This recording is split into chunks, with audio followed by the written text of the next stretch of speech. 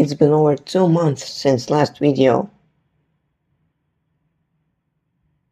So that's why it's time for the third part, and this one will be the biggest one by far. I will start off with our Discord server, and thank you guys so much for actually joining it, reading all the stuff I post there. And by the way, there is already one version of the game out, and it's really raw and all the stuff, it's like very old, but still you can play it if you want. And by the way, on this channel you gave me that much ideas for the game that I couldn't even remember all of them, and some ideas which I had time to make, I will cover in this video. Now before I talk about your ideas, I wanna say what I added multiplayer to the game, and you might think it's pretty easy to do, but for me it was actually not and took most of the time, because I never used forum in my entire life to make multiplayer games, and just multiplayer isn't a very easy thing in game dev. But I added it and it works fine, so now I'll show you the computer to actually operate with multiplayer. This is how the computer looks like, and I made a very cool system for the computer which allows you to add like multiple tabs and options without changing any code. So here we have a join random option, which basically just drops into a random lobby, and the same, but you can type in like a private code to play with your friends. And the last one we have here is select server, and it's not the same as lobbies, because basically lobbies are hosted on servers and there are maximum 20 players on each server. So if the first server, for example, gets filled with like 20 players, you will have to join on the next server, and yeah, it basically works like this. And now it's actually time to cover your ideas from the Discord server. Okay, to actually start the game we have to join a random lobby. Alright, so we can see Waterman spawning in. It means we're in the lobby and the game is basically running properly right now. Now let's wait a tiny bit so we can actually jump on Watermelons. Okay, so the first idea is basically an auto-aiming cat which starts following you from the sky once you step on its watermelon, marked by this some kind of a shadow of the cat, but it looks very crappy, I know, but like in the actual release of the game I will make it better, but for now it just basically represents the special watermelon. So when we step on it, the shadow shrinks, and in a couple of seconds we will see the cat from the sky. And this cat actually has like a 15 seconds timer to get you, but yeah, it's over here. So now we should run. And where is it? Oh my gosh, no. Oh, alright. We got pretty lucky and the timer ran out. So once the timer runs out of this cat, it just tries to find like the nearest watermelon and sit on it. But if there is no watermelons nearby, it will just drop into the water, creating a splash. Now I'll show you how this splash looks like. Yeah, like that. The next idea is also a trap, but it's a bit simpler. And you can see the watermelon trap right now. It's basically a watermelon which just sinks once you step on it.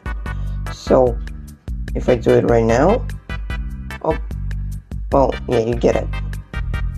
Let's cover the last idea, and no, it's not related to watermelons. And I actually didn't fully done this idea, but I basically made a system which would like make it very easy to yeah, fully make it. So basically is a boss system, and to get to the test boss you need to actually build up to the arena of this boss. You can see it right here, and yeah, you already can see this guy running around there. So this thing which I'm building with is basically just a quick tool I made, and it's not fully synchronized like to multiplayer, but still like you can do whatever you want with it. Anyway, so here we are with this boss, and it's not very complex thing actually. Yeah, and I want to say what this system is like still in development and all this stuff, because it's still a bit broken, especially for some reason player position moves down. I don't know why that happens, but it does. But I'm gonna show you how the attacking looks like from third person. So yeah, you can see it much clearer. Yeah, so here I'm dropping the player, and you can see what player gets basically just damaged by this boss. And now if player reaches health 0, oh wait, what?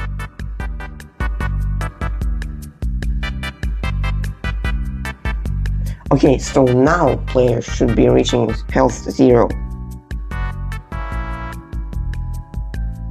Yes, as you can see, the health is now decreasing, and once it reaches 0,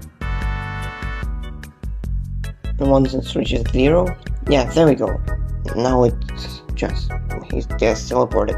And I also want to say what this boss actually has like a system to change phases, but I want to show you like the phase tree of this boss first.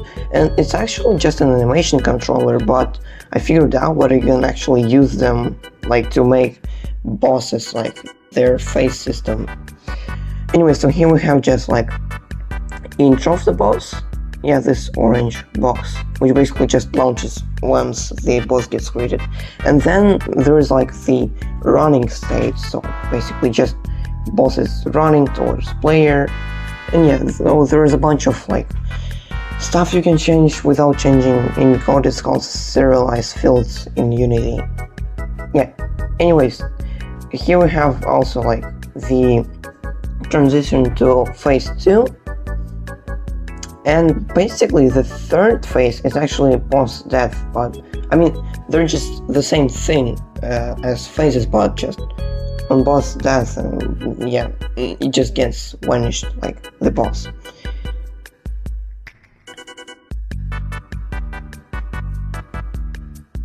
Yeah, here we can also change a bunch of stuff, and actually let's see how it looks. Yep, so this basically is the second stage of the test boss. It just has like those crocs now. Now I'll show how shopping will work. And because it's not the same as in Gorilla Tag. So instead of clicking buttons on cosmetic, you'll actually grab them and put into the cart. And once you have all you want to buy, just click a button in the cart to buy all the things you found in the shop. But what if there is no cosmetics in the shop left? The answer is simple. Shops will refill every 10 minutes, unless there is a bunch of them still left. And there will be two types of shelves. First one will be like those baskets with balls, basically something random. And another one will always have the same cosmetic. Okay, so here I have this sort of basket with a bunch of labels, and somewhere here I'll make something like shop. But for now, the only cosmetics you can buy are those cubes with amazing cat on them. So let's put one into the cart. And we can see on the terminal found this cosmetic. And because I'm broke right now, I won't be able to buy the cosmetic. But if I continue anyway by clicking the buy button, it will warn me that I don't have enough money to buy everything in the cart. Now if I still continue, it will light up all the cosmetics which I don't have enough money on. Like that. And if I give myself a bit of money on PlayFab, which is basically a database with player stats, now I'll finally be able to buy some of the cosmetics. As you can see, I've got a bunch of money here. And let's put 2 cosmetics actually. Now we click buy. Opa, they're gone, but not completely. Now we have them here in our cosmetic list. And the money refreshing system is still a bit buggy, but on PlayFab, under my test account, we can actually see the correct amount saved. And you probably noticed what player model isn't very good. So that's why, if this video will get 5 likes, I'll stream the process of making new model, which I hope will turn out way better. But for now, I can only say what I'm planning to add cat ears to it. And also proper hands instead of balls. The model will also be rigged, so I can set up IK animation to make arms move properly. And that's almost everything I made in those couple of months. Thank you so much for watching, and bye!